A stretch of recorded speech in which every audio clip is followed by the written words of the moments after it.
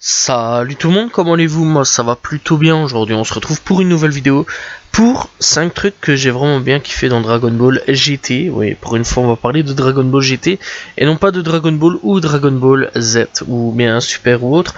On va se concentrer un petit peu plus sur Dragon Ball GT cette fois-ci. Donc voilà, et c'est parti tout simplement pour 5 trucs que j'ai kiffé dans Dragon Ball GT.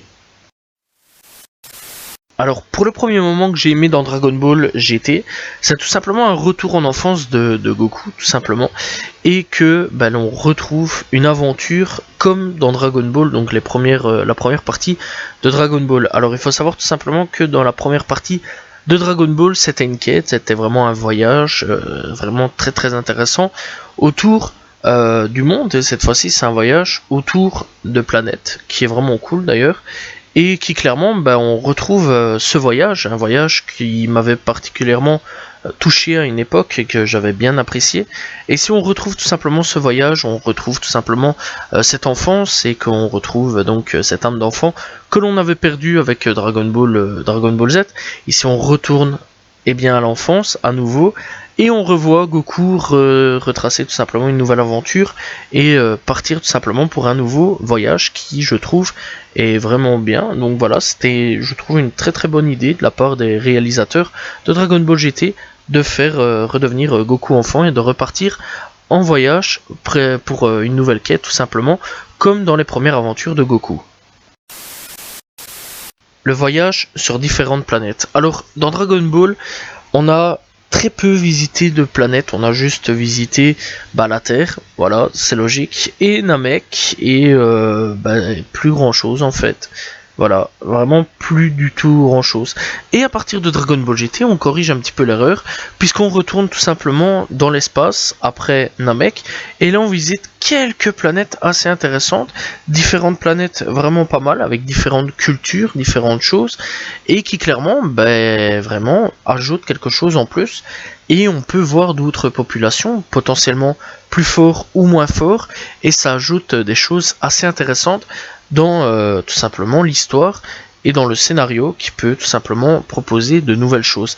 Personnellement, j'ai quand même bien apprécié le fait qu'on découvre de nouveaux endroits, de nouvelles peuplades, tout simplement, de nouveaux peuples, et de pouvoir découvrir aussi de nouvelles cultures dans d'autres planètes, ou alors tout simplement de nouvelles planètes avec différentes couleurs, différentes choses. Vraiment, j'ai trouvé ça assez extraordinaire, et c'est ça que j'ai quand même bien kiffé aussi dans Dragon Ball, c'est le voyage et la découverte de nouvelles planètes.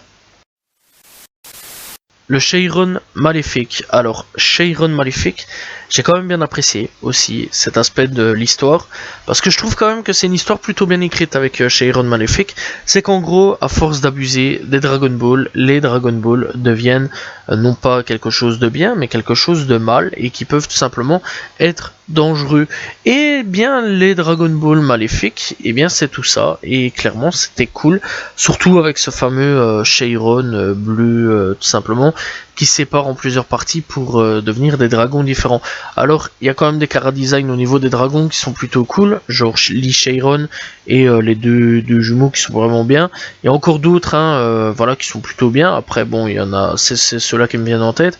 Après, il y en a d'autres qui sont un peu nuls, genre la taupe, elle est vraiment éclatée, j'ai pas compris vraiment le chara-design de la taupe, donc voilà. Après, il y en a d'autres, ouais, ça va, c'est plutôt cool, mais clairement, c'est vrai quand même que ça a été un petit foirage à ce niveau-là.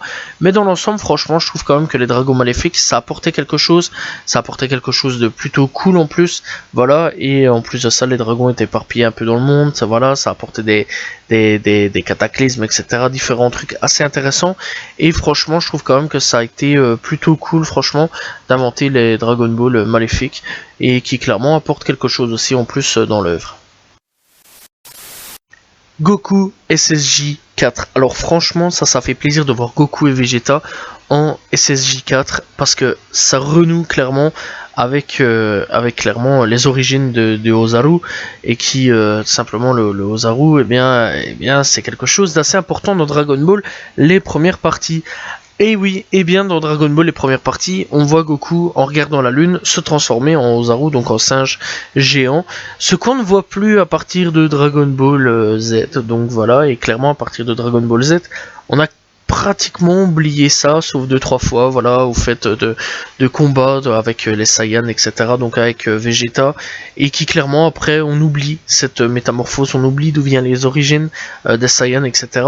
Donc voilà, on se concentre plus sur le Super Saiyan, et là à partir du Super Saiyan 4, on voit une transformation super cool, voilà, le SSJ4.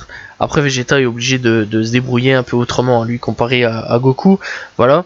Et clairement, je trouve quand même que cette transformation apporte quelque chose d'assez cool et qui tout simplement apporte aussi une transformation plutôt bien. C'est comme tout simplement avec la fusion avec Goku qui réapporte aussi quelque chose d'assez cool aussi à ce niveau-là. Donc voilà, franchement, j'ai quand même bien kiffé cette transformation de SSJ4.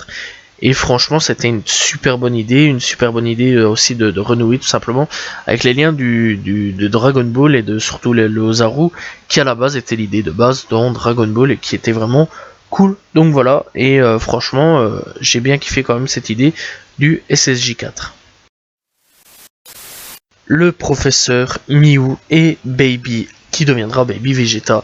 Alors le professeur Miu, c'est quelque chose d'assez intéressant, puisque tout simplement il est le descendant et le dernier descendant tout simplement du peuple Tsuful, un peuple que les Saiyans ont tout simplement éradiqué, et donc on essaye de nous faire comprendre que les Saiyans quelque part, avant qu'ils soient aujourd'hui des protecteurs de la Terre, eh bien, c'était des profonds enfoirés, tout simplement, qui détruisaient tout sur leur passage. Et le professeur Miu est l'un des seuls vilains, tout simplement, à avoir un véritable background intelligent, une quête évidente, la vengeance, tout simplement. Et oui, puisque son peuple, je le rappelle, est tout simplement éliminé par les Saiyans, donc tout ce qui est Roi Vegeta, tout ce qui est Bardock, etc. Donc tu vois un petit peu de quoi je parle. Et lui, eh bien tout simplement par quête de vengeance, cette fois-ci, décidera tout simplement d'éradiquer les derniers Saiyans encore en vie, donc Goku, Vegeta, Trunks, etc. grâce à l'invention de Baby tout simplement, qui sera un méchant charismatique, qui est un méchant vraiment surpuissant, et qui clairement, eh bien même encore aujourd'hui, les fans adorent Baby pour son background assez magnifique quand même aussi, et vraiment le style vraiment cool.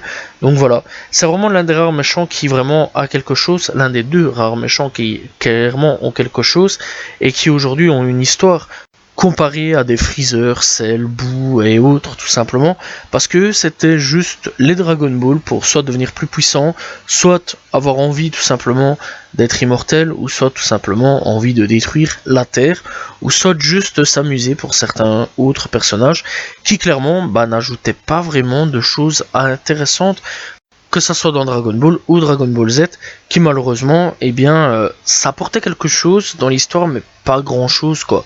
Voilà, c'est vrai que c'était connu pour un peu l'histoire au niveau de ça, de la flemmardise, et là, franchement, Dragon Ball GT a apporté un risque, a apporté une histoire dans un ennemi qui est vraiment quelque chose d'assez cool, et que j'ai vraiment apprécié. C'est pour ça aujourd'hui, tout simplement, que c'est quasiment dans numéro 1, parce que franchement, toute l'histoire de Tsuful et de Baby, tout simplement est hyper intéressant, et j'ai vraiment bien apprécié cette histoire là, qui malheureusement ne sera pas trop exploitée au niveau tout simplement plus profondément, voilà, plus apprendre tout simplement sur cette race tout simplement qu'elle est Tsuful. J'aurais quand même bien aimé bien plus apprendre, malheureusement on n'apprendra pas grand chose, voilà, mis à part qu'ils ont été massacrés.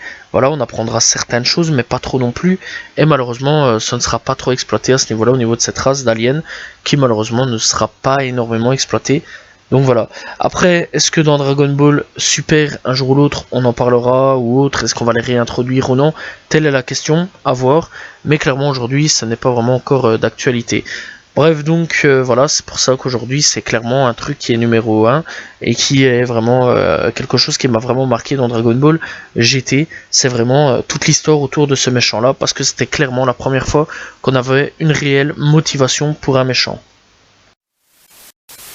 Voilà, c'est la fin de cette histoire, j'espère que vous avez apprécié la vidéo. N'hésitez pas à vous abonner, liker, commenter, partager. On se retrouve demain pour une nouvelle vidéo, très prochainement pour un nouveau top 5. Tout simplement, voilà, salut tout le monde, ciao ciao.